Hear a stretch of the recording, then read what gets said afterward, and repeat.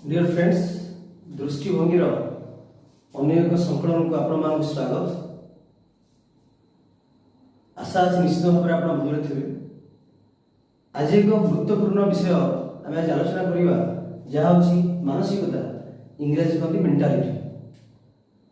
तेणु मानसिकता एक गुरुत्वपूर्ण दिग भाव उपादान भाव मनुष्य जीवन में रही थाए।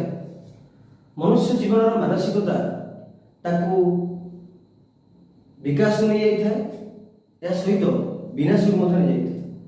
तो मानसिकतार गुरुत्वपूर्ण भूमिका रही मन जीवन सफलता एवं विफलता।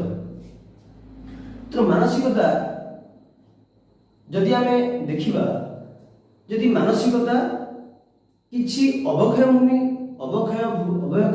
होबार लगी मनुष्य जीवन को, तो व्यक्ति से मानसिकतार परिवर्तन आनिबार अछि।